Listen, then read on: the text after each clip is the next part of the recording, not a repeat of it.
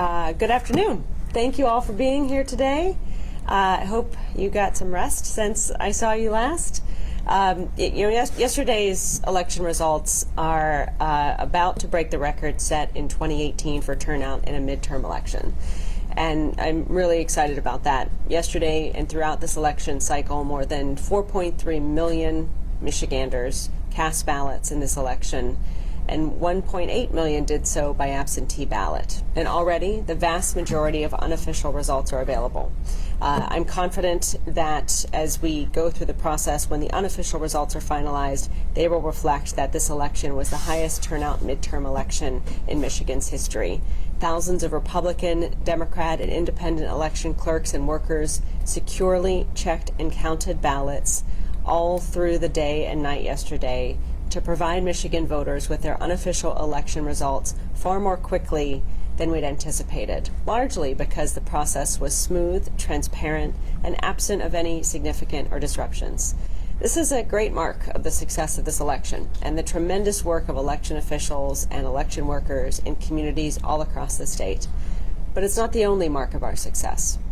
One of the most significant markers of any successful smooth election is when the losing candidate graciously concedes defeat. Several candidates who came up short in yesterday's elections have now done so.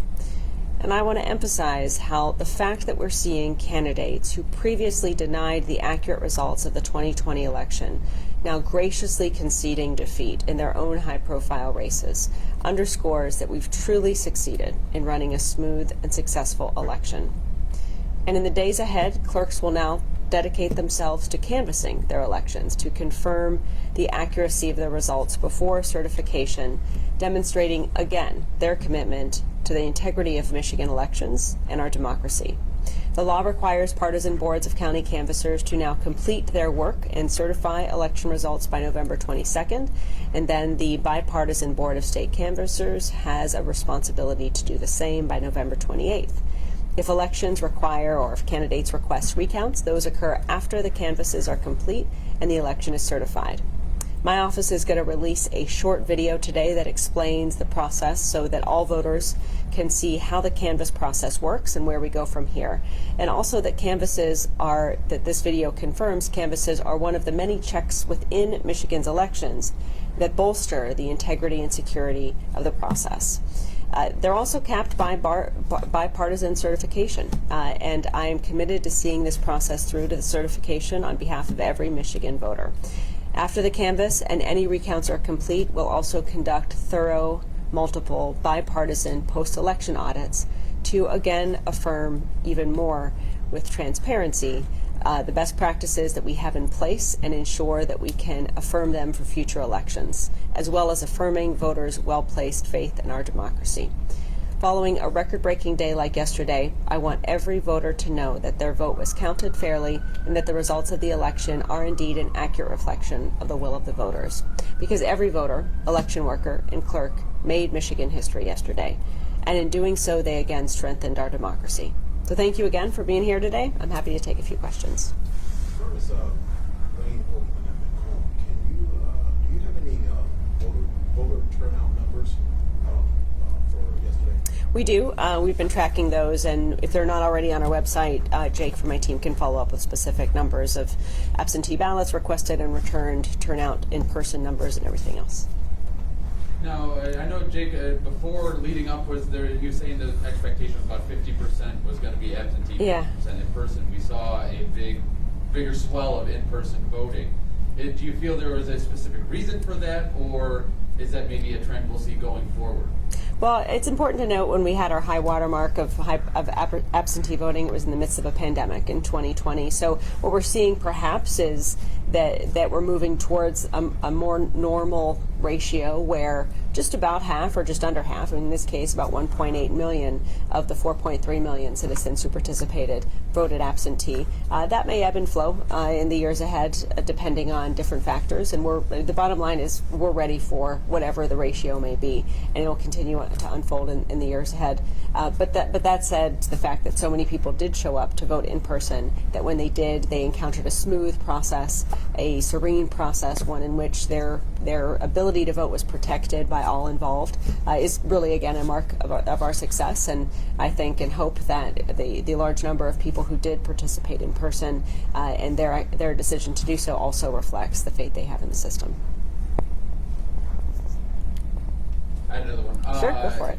What exactly are the thresholds for an automatic recount for certain races? And then are you aware of any that are going to be close once we get through the canvassing process? Yeah, we'll see how that unfolds. We'll sift through and Jake can get you the specifics on the triggers for a recount.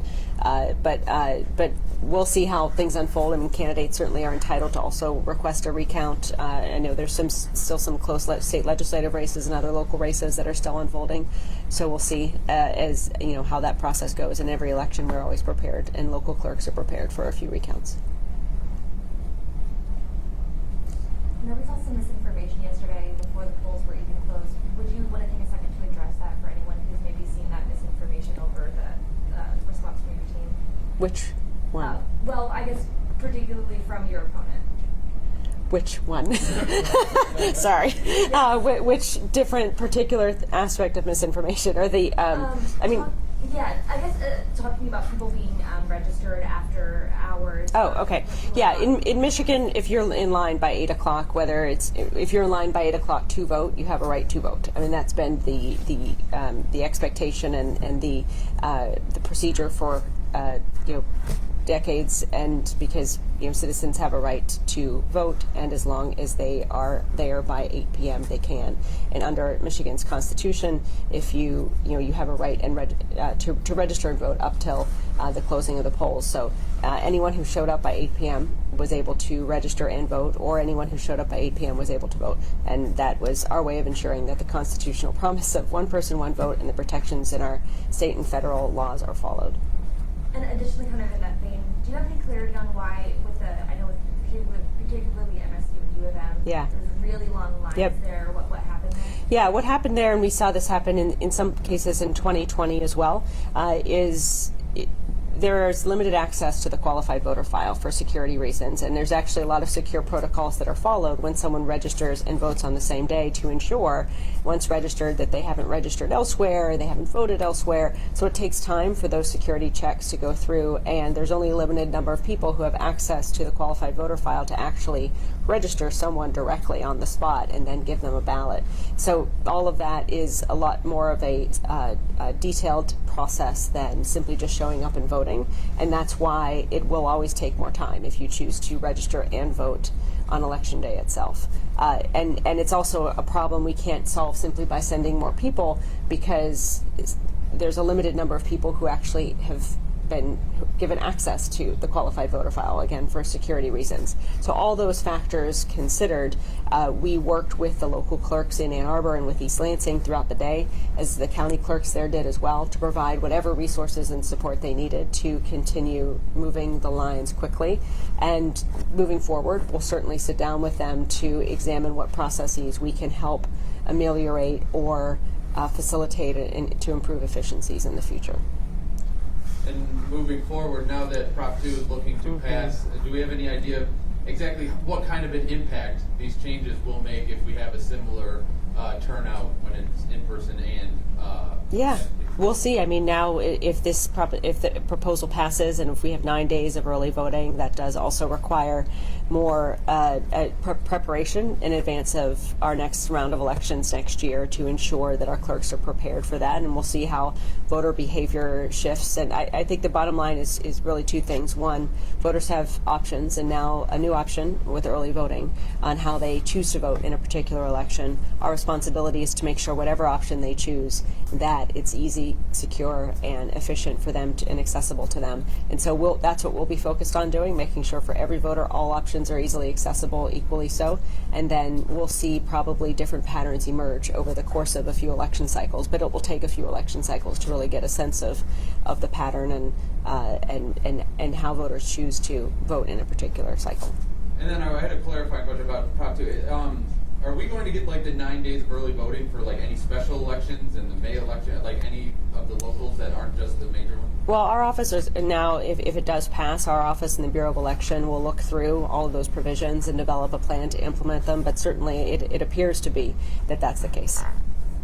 But stay tuned, because we've got more work to do to ensure, just as we did with the implementation of new proposals in 2018, that those proposals, if they are ultimately enacted, which it looks like they are, will be ready to implement. And I look forward to working with the legislature to ensure we're doing it in a robust, data-driven way. Okay, well, thank you, everyone.